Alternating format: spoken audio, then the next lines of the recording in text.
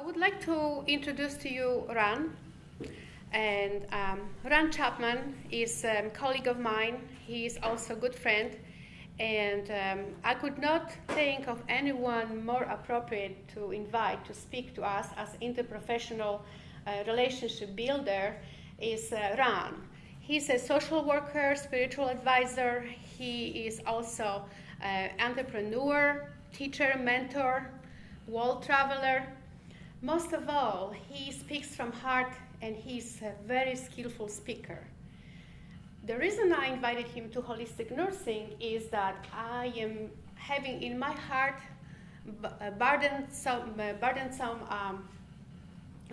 dilemma that I noticed that in South Carolina especially, we are not speaking about addiction as a bio-psycho-emotional, spiritual, and physical illness. Our particular scope of practice, holistic nursing, addresses every illness on that platform. Nevertheless, since we have epidemics of addiction that is plaguing our nation, our chapter is taking upon ourselves to speak about that dilemma and address the illness, affliction, the malady from bio-psycho-emotional, spiritual, and environmental aspect. Thank you for letting us share with you that story. Ron? Thank you, Mario. Thank you. Pia Melody, who was the co-founder of the Meadows in Wickenburg, Arizona, one of the preeminent treatment facilities for all kinds of addictions, says that all addiction begins with childhood neglect, abandonment, betrayal, or abuse. What some of us might call trauma, what increasingly in the larger public health world is being referred to as stress, which is a much more comfortable word, I think. I'm tickled to be here. That sets the scene for how we're going to get here. And just a little bit about me, just a smidge. I have a company called Leading Public Health. I work in the public health space. And I also have two emerging programs that I'm working with, Seen, True, and Progressive Recovery. Feel free to read those and take those cards with you. They tell you a little bit about this body of work, which I'm not going to spend time on because my job is not here to be here to tell you all what I do, but to tell you what I've learned through this process. So here's why Pia says that. If you have much background in the development of the child, what you would know, or what we would hopefully know, is that every child is the product of all the generations before it. They have inherited, every child has inherited a genetic download that knows, in Pia's words, what it is to be loved. Let's call that more generally, what it is to be nurtured. All of those who couldn't find nurturance, who couldn't find love, who couldn't find that space, they died. They were lost to the gene pool.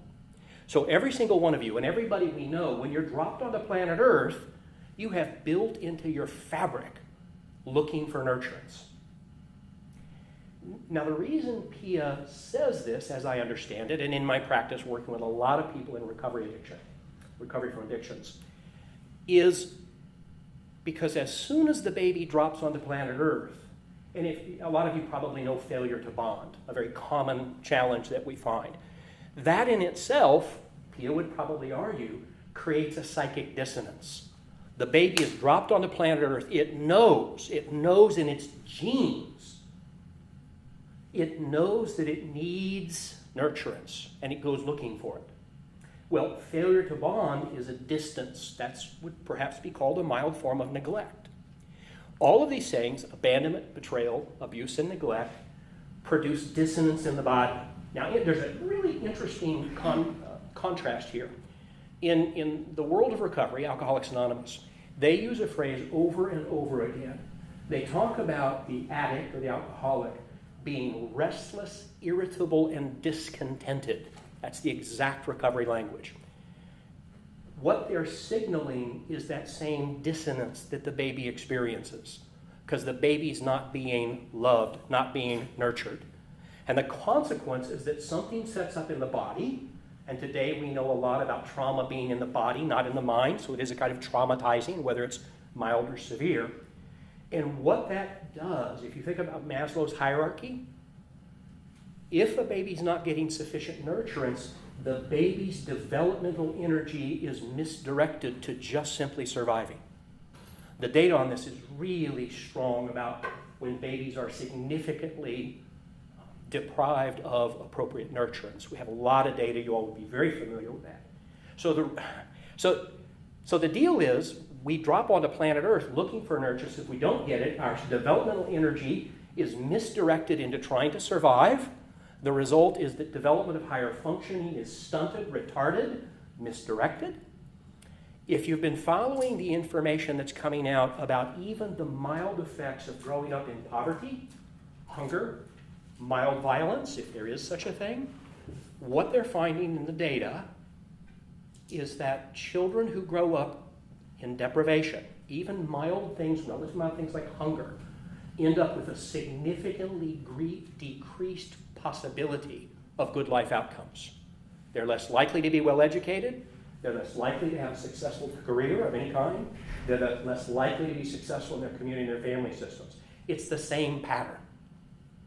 There's this early on trauma or stress they're preferring to call it, again, because it's less threatening than saying our babies are being traumatized. There's some really extreme examples. There's a whole generation of young people in Afghanistan who are deeply traumatized. We can predict future bad outcomes. We don't know what they'll be. We can predict future bad outcomes. Children living in dire poverty in our own country, some even in this community, they too, we can predict with some likelihood that there will be negative outcomes for them. Now, this is something we were actually chatting a little bit before, those of us who got together for lunch. Part of the mischief that creeps into this space is we like to label that personal choice in our culture. We like to blame the individual. We like to say, for example, lots of case studies of this, 2 babies born into families, one goes well, one doesn't go so well. They have the same kind of nurturance or lack thereof, and we say, well, one child chose well, the other child chose badly. That's what we do in the culture. We essentially judge and condemn them.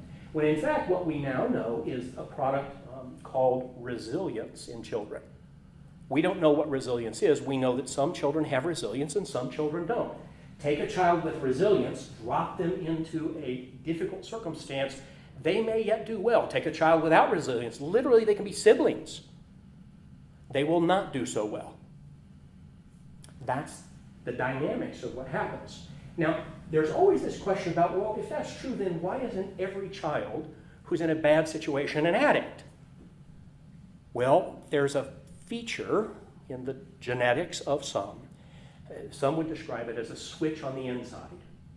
Some would argue now that it's because of inadequate beta endorphin production. Some would argue it's inadequate serotonin production, all kinds of possibilities. In fact, there's a woman out in New Mexico who's actually looking at nutritional solutions to help get better uptake of blood chemistry into the brain, which actually decreases craving for substances. It's a very, very interesting and evolving field. So you've got this situation where something in the biochemistry, the literal makeup of some people, there's a switch inside. They say quite often in the recovering world, it's actually a devastating, rather humorous comment, that I may not have had a drink until I got to be 14, but I needed a drink long before then. Those are the kinds of statements that signal this dissonance, this restless, irritable, and discontented. And when they finally get to a place, in fact, I know one story of a woman who, at the age of 7, was put on her grandfather's knee, and he gave her a sip of his Schlitz malt liquor. She was stealing liquor from the liquor cabinet almost immediately. That something happened in her.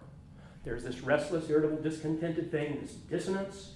The alcohol goes in, it does something, it produces what the people in the recovering world would call a sense of ease and comfort. The dissonance is dissipated, the trigger kicks in, and craving sets up, and the next thing you know, an 8-year-old is stealing liquor and is smart enough to pour water in to make up for the liquor she's stealing at the age of 8. And again, we would like to label that and say, bad kid. The truth of the matter is, in that particular instance, she grew up in a fairly devastated situation. The truth is that she was born into a broken family system, And the most significant memory she has, which came out of some regression work that we did with her, the most significant memory started at the age of 2, developmental benchmark, right? Age of 2 is really important. She remembers sitting under the peach tree in the backyard eating peaches, and she was happy as she could be. One of her next significant sentinel memories is having to come in because, quote, as her Aunt Jessie told her, your mama's not doing very well, you're going to need to take care of her. Well, Daddy, who she called Papa, vanished from her life shortly thereafter. And she had to take care of her younger sibling. When she was able to finally, with Grandpa, get that Schlitz malt liquor, she was off to the races. And she was off to the races until about the age of 31 when her life finally train wrecked. Now, I use that one as a particular example because it's extraordinarily difficult to blame an 8-year-old. If she had started when she was 28, it'd be a much different conversation because it would be much easier for us to say, well, she made a bad choice. But it's the same switch on the inside, and if P is right, and the data's still out, but if P is right, this stuff gets set into motion very early on simply by inadequate nurturance, or at least not enough nurturance, so that a baby with their particular kind of resilience is able to go forward with only a modicum of human dysfunction. You all know what I'm talking about? Like, all of us have problems, all of us have challenges, everybody has trouble with relationships. Like, this is like human stuff. But when you put the rocket fuel of this relief craving phenomenon, it takes people to devastating places. And so that's really important because it turns out that this addiction problem is not a moral issue. In fact, the underpinnings of the history of recovery, for those who know this, are that one of the big impediments, and the reason the programs of recovery are anonymous, is because all of the moral value judgments that were placed upon addicts at that time. There was no tolerance permitted. They didn't understand some of the things we understand now. So if we go all the way back and look at that, there's this shame-producing, and we now know that that too is traumatizing. So imagine here, you have a 7-year-old who gets a sip from Daddy's beer. It triggers the switch. She's in a high-stress situation. By the age of 8, she's drinking regularly, stealing liquor. Hard to imagine for an 8-year-old, isn't it? And then she begins this whole process, because in the meantime, she has to keep taking care of her mother, because her mother's not mentally well. So she's got all of this, and she's got Aunt Jessie telling her that she needs to take care of her mother. That is awful stress on an 8-year-old. She eventually ended up in recovery because her life train wrecked, as I said, and it turned out very, very badly for her. Our culture doesn't want to acknowledge that the underpinnings date back to childhood. If what P is saying is true, because the average parent wants to say, that's not my problem. I didn't do that to my kid. But we also know that a lot of the family dynamics that produce low nurturance are common to dysfunctional families. And so even when you find these instances where the alcohol is removed from a generation, it skips a generation, as they say, and kids are wondering, how come I'm an alcoholic? What happened? Well, they didn't talk about it because it was too shameful. So it skips a generation, but the family dynamics are still in place. They still create the lack of nurturance. It still triggers the need for something to relieve the stress, and off they go to the races. And it happens all the time, and we don't talk about it. Now, the reason it's becoming such a really great topic now is because right now the white middle class is being hammered with prescription drug overdose and heroin. I mean, just hammered. And there are those who have lots of strong feelings about this because it should have been seen earlier when it was in more marginalized communities, but the truth of the matter is that's the way our world works. One of my clients is the group at the Centers for Disease Control that's working in that arena, and it truly is a public health emergency. And so one asks the question, well, what does that mean about our culture? Well, if you're biblically grounded, there's that great biblical scripture about the sins of the father being visited upon the son. That means if you're a 19-year-old parent who's got this untreated issue, unaccepted issue, marginalized, put in the darkness, the shadows, shamed, before you even know you have a problem, you have passed a lot of the dynamic on to the next generation. And it cycles over and over and over again. which is, in my assessment, as I look at what's happening, especially with the heroin increase, that's being driven by this generational load. So it sounds really dire, doesn't it? It sounds really dire. Well, it's a public health emergency, so I guess we should consider it fairly dire.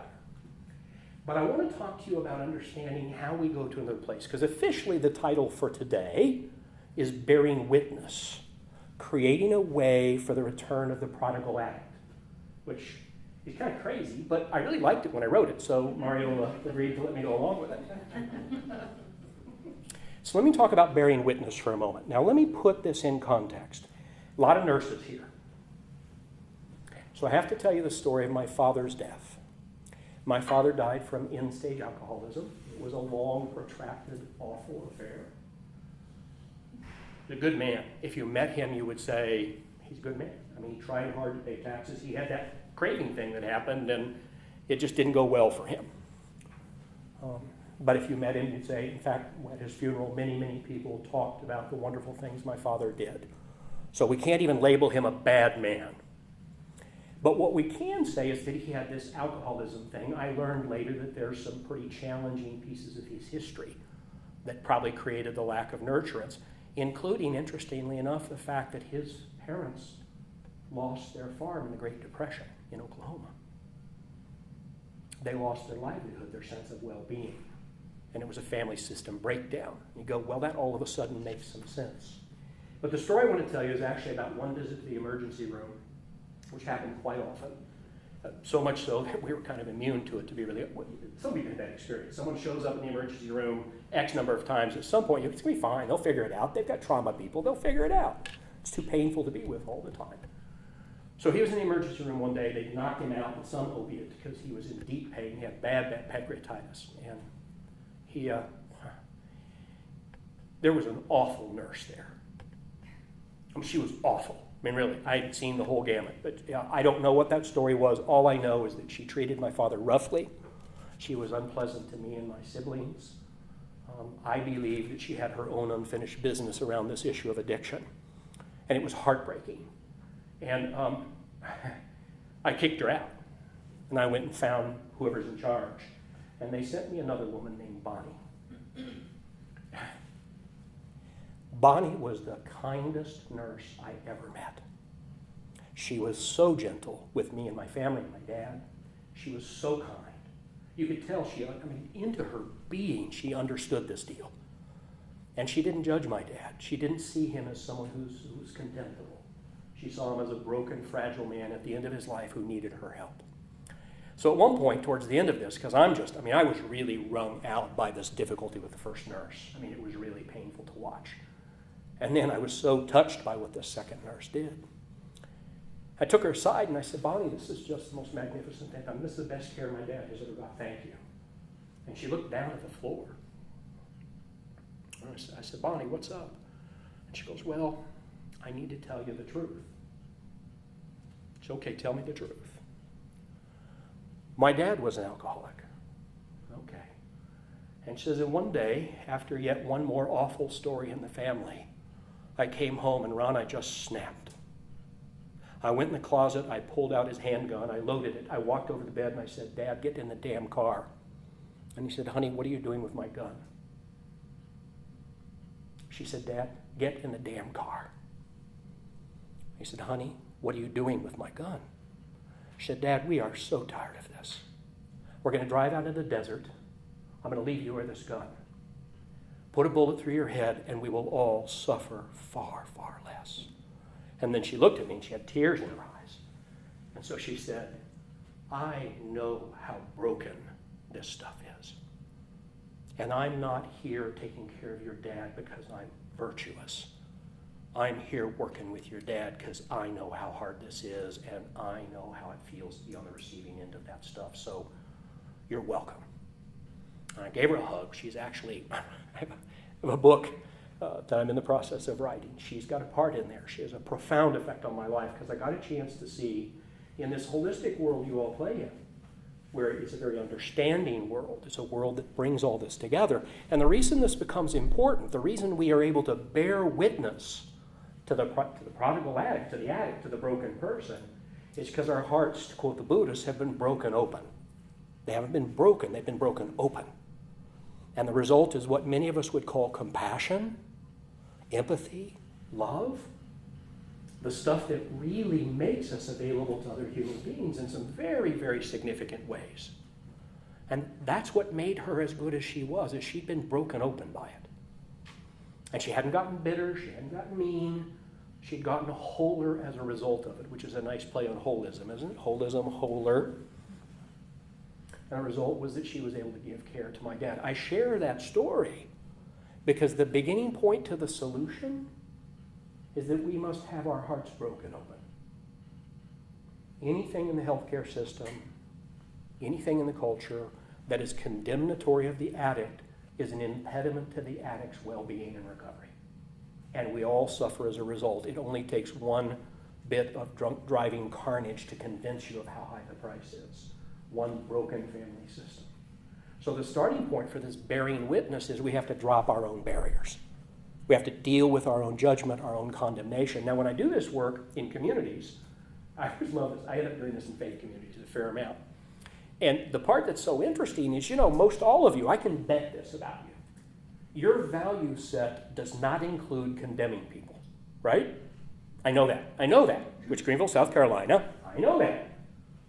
So too in many places. Condemnation is something we humans don't believe to be part of our value set. And yet, when faced with these things that perhaps we don't understand, or that are causing all kinds of difficulties that we don't know how to explain, we condemn the addict. And it is that downward spiral of shame that produces that causes us to go into the shadows, to go into the darkness of the night. I was talking with a guy not long ago who was really in a tough place, recovering addict. he had gone back to church for the first time. And he had an awful experience. Not because the people were bad, but because of what was going on inside him. And he said, Ron, I don't understand how it is all those people can be so good. And I laughed and I said, nah, rest assured, there's like stuff going on behind the scenes they're not talking about. Because, that's humanity, right? There it is. And we shun it, we set it aside, we judge it, we condemn it. This becomes so very important because you can't actually, and some of you, maybe all of you know this, you can't actually be in the presence of someone, truly present, when there's condemnation present. You just can't do it. I was doing this work with a 5th grade teacher, and not that 5th grade teacher. Actually, you're 2nd grade, as I recall. Anyway, whatever you are, Harry. I have friends in the audience, too, who were kind enough to come out. And she said, oh, yeah, I can tell the difference between my kids' outcomes based on whether or not they feel me judging them. Just that variable alone impedes their outcomes. So, in the true spirit of the helping professions, we must clean up our own baggage and get it out of the way. And for you all, that's a daunting task, not for you personally, but because the whole medical system has lots of baggage. It's just a challenging proposition, so bless you for being willing to take it on. But we want to break ourselves open so that we can hold non-judgment. Or if you're a social worker, there's at least a few of us in this room. I found that out about you earlier, Bethesda. The social work value set is unconditional positive regard, which means nothing you do will cause me to find fault with you. Nothing, truly nothing. It's the closest thing to unconditional love that any of us have in our professional practices, and it's a value set for social work. A magnificent one because it asks me to get over myself so that I will not judge you. That's the only way to begin to work in this space is we have to deconstruct our own barriers, the block in our own eye. You can't do any of this kind of important work as long as you're judging people, no matter how good your intentions may be. So that's the entry point to what I think is actually a great deal of optimism despite all these bad statistics and possibly bad outcomes. There are some neat things going on in the world. We have learned so much about what's going on in the brain of addicts that we just didn't used to know. Everything about neuroreceptors and why it is that you take them off the alcohol and the drugs, and the next thing you know, they're like eating chocolate like it's going out of style. Or as a joke in the recovering community says, well, it's obvious you go to any of those recovery meetings. It's really apparent that all they really need is enough caffeine, sugar, and nicotine, and they'll be fine. Right? And give me some coffee, some cigarettes, and some chocolate, and I'm going to cruise right on through. And in fact, I know a guy who swears by the chocolate ice cream recovery plan. Eating as much chocolate ice cream in early sobriety as necessary to crave the beast. right? To do something with the beast. We find lots of crossover in the mental health community because we know there are things going on in their neurology that we know there are things going on. We don't know what to do with them, but we know what's going on. So all these crossovers. But let me tell you a little bit about where the real hope lies in this field besides us learning a lot. We're finding all kinds of somatic practices. And for you all, holistic nurses, this is like a perfect space because it's all those non-medical modalities. In fact, there's a guy named Reggie Ray who's a renegade Buddhist. I'm not a Buddhist, but they got some cool people. And Reggie Ray says that enlightenment, awakening, being restored to ourselves happens in the body, not in the head. Which, interesting enough, everybody knows that talk therapy has been surprisingly ineffective for many of these problems. Talk therapy mostly is working with the brain. Now, I'm a big fan of talk therapy. I've practiced it a lot, and I've been the recipient of a lot of it. The result is that it's a useful entry point. But what we're learning actually came out of what is now known as EMDR. I'm sure a lot of heads nodding. And here's the crazy part about science. We still don't know why EMDR works. There's something about alternate side stimulation of the brain which brings things up. It's actually a regression technique and allows for the resolution of trauma. I mean, it actually came out of working out of traumatized veterans. And now it's being practiced in all kinds of ways. And one of the things they learned, which was a really valuable piece of information, was the differentiation between PTSD and PTSS, post-traumatic stress disorder, post-traumatic stress syndrome. The disorder is high-intensity, low-interval. Seeing your mother burned to death in the car next to you. PTSS is low-intensity, high-frequency. Telling a little girl she's fat and stupid 10,000 times. They both produce the traumatic effect in the body. And so EMDR works for both of them. That's kind of like our big silver bullet right now. But even things like, even though it was ridiculed for a while, emotional freedom technique, EFT, the tapping thing, that's like remarkable. There's something that goes on there. In fact, when you do, one of the things they add to EMDR is they add EFT. I mean, they will teach people how to use EFT while they're talking. Thump your hypothalamus. This is probably showing up strange in the soundtrack, but there you go. So all these things we can do because it's somatic. It's in the body, which is where the trauma is held. So it's really, really exciting to see this stuff. They're pushing far past talk therapy. They're beginning to look much more deeply into these underpinnings. What's exciting in this progressive recovery space that I alluded to is really pushing beyond what we know heretofore and looking far past for other ways. We know that acupuncture has been proved. There's some really interesting studies on acupuncture being very helpful. Well, acupuncture can bring you down, take you off the ledge, right? So of course it would be effective. Had some experience with a couple of folks who were using hydrotherapy, which was rejected years ago, but the flotation tanks are coming back. And it can be deeply soothing to people who are really jangled on the inside. So all these things emerging.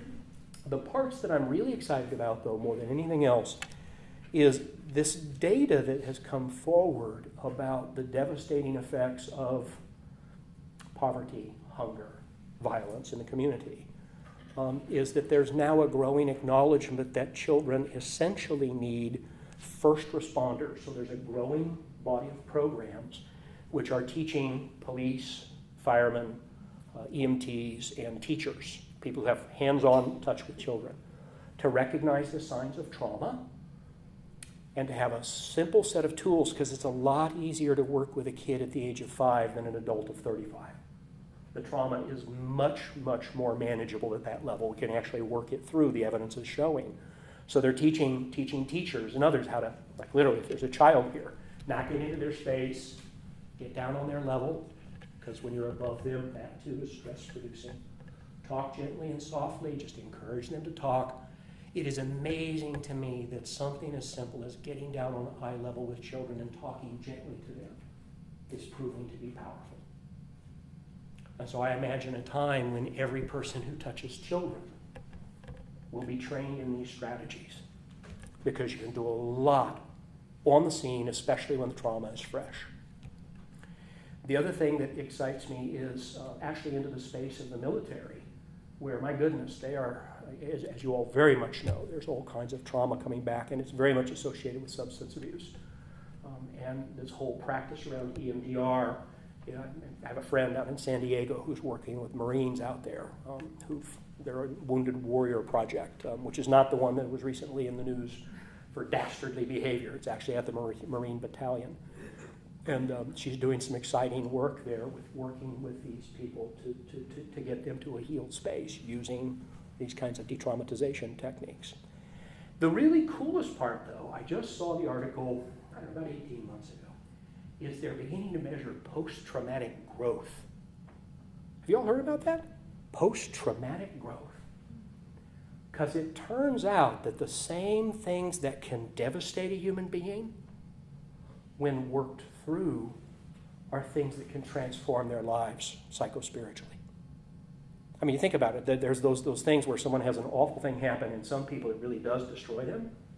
Other people, it turns out to be the thing that transforms their life. And so the question then becomes, how do we take devastating circumstances and work with addicts and others to cross the chasm and bring it into post-traumatic growth? To turn trauma into psychological or spiritual transformation. That's a remarkable thing. One of the tools I've been using a lot, and it's alluded to on one of those postcards as well, is breath work. I was actually doing a workshop, I don't know, a couple years ago. Does that sound right, Amy? Amy's been monitoring me for a while. Somebody came up after workshop and they said, so where can I get your audio set? To which I said, oh, I need an audio set. Because I was doing workshops, and of course, you all would know this. You get into practice and you forget these things. And so I reached this point where I said, okay, let's do the audio set. So there's an audio set out there now called Breathing, Releasing, and Breaking Through, which actually works with breath work, de-traumatization practice. It's as simple. I was laughing when Darlene had it. Well, actually, I believe you had us take a breath, didn't you, Shannon? Yeah. So even the centering of a breath, just coming back into the body. And of course, some would say the breath is the nearest thing to the spirit that embodies us other than the soul. So it makes sense that the breath would bring us back to this moment. And breath work has proven to be remarkably helpful in everything from treating rape crisis survivors to the re-embodiment associated.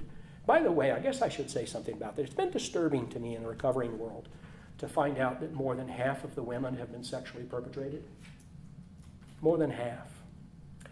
Then I was even more devastated to find out that it may not be a whole lot behind that in the general population. But it may be some of this stuff, maybe some of the most underreported things in the world. And yet that just means there's more good work that needs to be done. And what that means is that these people that we have labeled as having problems, what they are is they're broken. Psychologically, spiritually broken. And our job, whether you can, I love the midwife metaphor. Isn't it a wonderful metaphor? The midwife can claim no credit for the creation process, no credit for the birthing process, actually no credit for the baby whatsoever, but the midwife can catch the baby and hand it back to its mother. Maybe there's something they have to intervene on. But I love the model because I think that we're all like midwives. The work we're doing is bearing witness, allowing the prodigal addict to be brought back to wholeness, whatever that may mean for them, is the work that lies before us in the world. You all do that, I do that, others I know do that. And so there's some really exciting things. So it seems important to say, as I wrap this up, and then we'll chat a little bit about questions that you have on your mind. It seems important to acknowledge a couple of things. On the one hand, especially with some of the things that are happening, especially with heroin right now and all its derivatives, there's reason to be gravely concerned. But there's also reason to believe that now that it's getting attention, that we may find some solutions. In fact, I think we have some solutions. We're just having to learn to practice in ways that we're not sufficiently familiar with. The other thing I want to share before we move into talking a little bit about things that are on your mind, we have a few minutes for that, is because this is relevant to me because I'm the prodigal addict. This is my story I'm telling. Not all the particulars. Much of it I have learned because I've had hands-on in this. But what I know, and the reason I said yes to Mariola, is because I know that were it not for the touch of all those people who were actually genuinely, non-judgmentally interested in me finding wholeness again, I would not be here today. I would not have these stories to tell, and I certainly wouldn't be practicing in the world the way I'm practicing. It would have been too devastating to me. So there's like a magic about it all that some of us are remarkably appreciative of, which extends to you, although you never touched me. You touch my people, which is all these addicts and others in the world that need our help. So that's a profound thank you, because I couldn't be here without you. I may have to do it for myself, but I can't do it alone. It took all those other hands. So I appreciate you for that. Thank you for listening. Let's see what questions you have.